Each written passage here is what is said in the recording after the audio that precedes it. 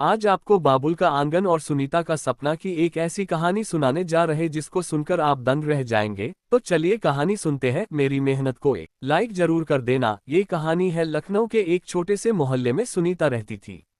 वह अपनी सुंदरता, सादगी और चुलबुले स्वभाव के लिए जानी जाती थी। हर सुबह अपनी पढ़ाई के साथ साथ वह अपने घर के कामों में भी हाथ बटाती थी। दूसरी ओर पटना के छोटे से गांव का बाबुल उर्फ बबलू एक सीधा सादा युवक था जो अपनी सीमित कमाई से अपने परिवार का गुजारा करता था। बबलू लखनऊ अपने मामा के घर कुछ दिनों के लिए आया था। यहीं उसकी पहली मुलाकात सुनीता से हुई। सुनीता अपने मोहल्ले में किसी काम से बाहर निकली थी। बबलू ने जब पहली बार उसे देखा तो उसे लगा कि जैसे ये कोई परी हो। सुनीता की हंसी, उसकी चंचलता और उसकी आंखों में चमक बबलू के दिल में बस गई। धीरे धीरे मामा के बहाने बबलू का मोहल्ले में आना जाना बढ़ने लगा। सुनीता भी उसकी सादगी और मासूमियत की कायल हो गई थी। उनके बीच बातें होने लगी और बातें धीरे धीरे प्यार में बदल गईं। सुनीता और बबलू का प्यार गहराने लगा। दोनों अक्सर मिलते और अपने भविष्य के सपने बुनते। लेकिन एक दिन दोनों ने अपनी भावनाओं में बहकर वह कर दिया जो शायद उन्हें नहीं करना चाहिए था। वे दोनों इस बात से बेखबर थे कि उनके इस कदम का उनके जीवन पर क्या असर पड़ेगा। कुछ महीने बाद सुनीता ने महसूस किया कि उसकी तबीयत ठीक नहीं है। जब उसने डॉक्टर से संपर्क किया तो उसे पता चला कि वह गर्भवती है। ये खबर सुनकर उसका दिल धक से रह गया। वह जानती थी कि अगर उसके घरवालों को ये बात पता चली तो वे इसे कभी स्वीकार नहीं करेंगे। उसने बबलू को ये बात बताई। बबलू ने पहले तो घबराहट में कुछ नहीं कहा, लेकिन फिर उसने सुनीता को वादा किया कि वह हर हाल में उसका साथ देगा। सुनीता ने अपने माता पिता को ये बात बताने की हिम्मत नहीं की। उधर बबलू के परिवार की आर्थिक स्थिति इतनी अच्छी नहीं थी कि वह शादी के लिए तुरंत तैयार हो सके। दोनों एक ऐसे मोड़ पर आ गए थे जहां से कोई आसान रास्ता नहीं दिख रहा था। बबलू ने सुनीता को शादी का वादा तो किया, लेकिन उसके पास इतने पैसे नहीं थे कि वह एक बड़ी शादी का खर्च उठा सके। सुनीता की मां को पहले से ही यह चिंता थी कि उसकी बेटी का विवाह अच्छे घर में हो। जब सुनीता ने मां को शादी की बात बताई तो उसकी मां ने कहा, बबलू जैसे लड़के से शादी? उसकी तो कमाई भी ठीक नहीं है, तुम्हारा खर्चा कैसे चलेगा? सुनीता को अपने मेकअप का बहुत शौक था। वह हमेशा कहती थी कि उसकी शादी में सबसे महंगे मेकअप आर्टिस्ट को बुलाया जाएगा। बबलू इस बात को जानता था, लेकिन उसकी कमाई इतनी नहीं थी कि वह सुनीता की उम्मीदों पर खरा उतर सके। बबलू ने शादी के लिए पैसे इकट्ठा करने के लिए दिन रात मेहनत करनी शुरू कर दी। उसने पटना लौटकर एक दिन की मजदूरी तक करनी शुरू कर दी ताकि सुनीता के सपने पूरे हो सकें। उधर सुनीता भी समझ चुकी थी कि उसकी और बबलू की जिंदगी आसान नहीं होगी, लेकिन प्यार का बंधन उसे हर मुश्किल का सामना करने का हौसला देता था। बबलू ने अपने परिवार को किसी तरह मना लिया। जब सुनीता के परिवार को भी ये सच्चाई पता चली कि वह गर्भवती है तो उन्हें मजबूरी में इस शादी के लिए तैयार होना पड़ा। शादी साधारण तरीके से होनी थी, लेकिन सुनीता का मेकअप और कपड़े उसके सपने के अनुसार होने थे। बबलू ने अपने सारे पैसे इकट्ठे करके सुनीता के मेकअप का खर्च उठाया। सुनीता की मुस्कान देखकर बबलू की सारी थकान मिट गई।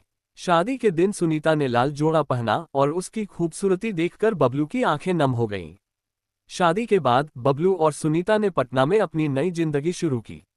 उनकी आर्थिक स्थिति भले ही कमजोर थी, लेकिन उनके बीच का प्यार इतना मजबूत था कि वे हर मुश्किल को पार कर रहे थे। बबलू दिन रात मेहनत करता और सुनीता घर संभालती। शुरुआत में उन्हें कई चुनौतियों का सामना करना पड़ा। सुनीता का महंगे मेकअप का शौक और बबलू की सीमित कमाई अक्सर उनके बीच छोटी छोटी तकरार का कारण बनती। लेकिन हर बार दोनों एक दूसरे की आंखों में देखकर यह महसूस करते कि उनका प्यार हर मुश्किल से बड़ा है। समय के साथ बबलू की मेहनत रंग लाई।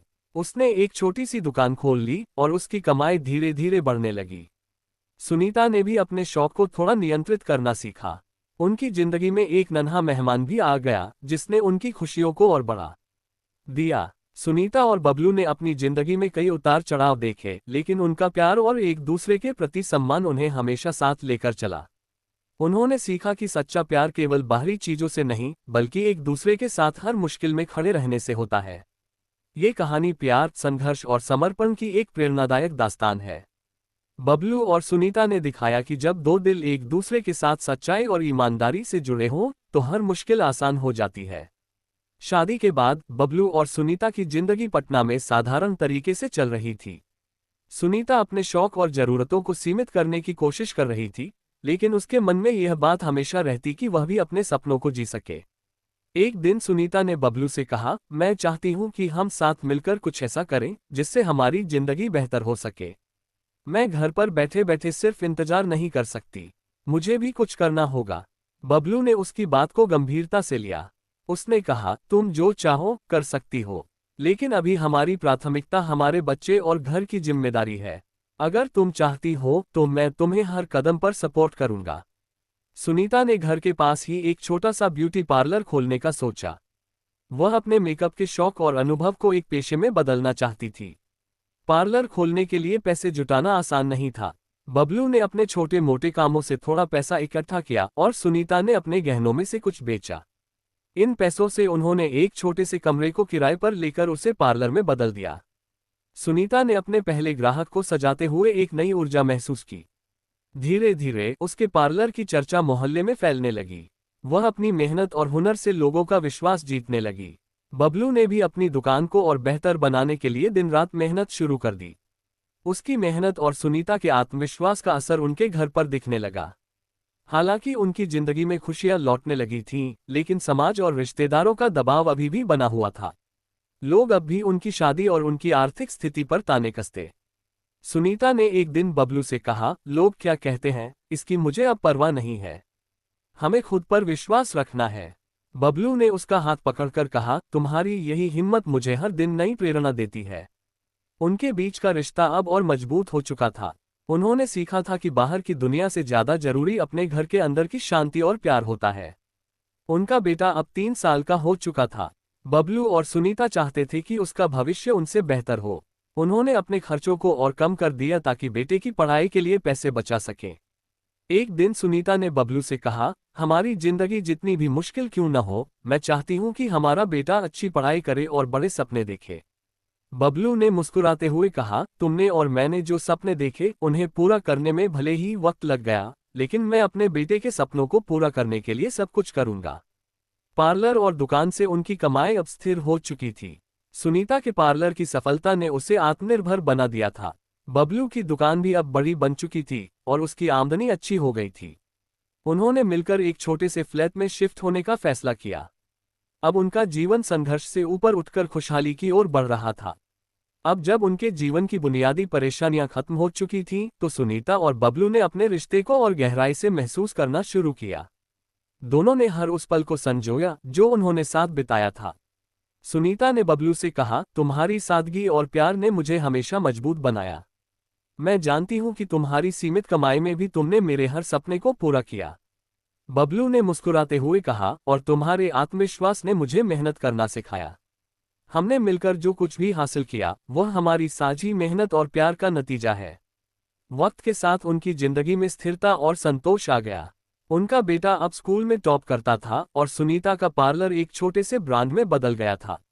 बबलू की दुकान भी अब एक बड़ी जनरल स्टोर बन चुकी थी।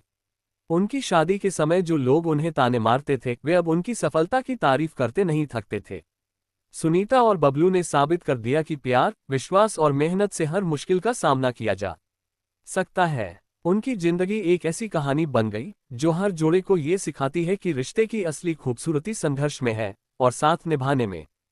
प्यार, संघर्ष और सपनों का ये सफर हमेशा के लिए उनकी जिंदगी का सबसे खूबसूरत अध्याय बन गया।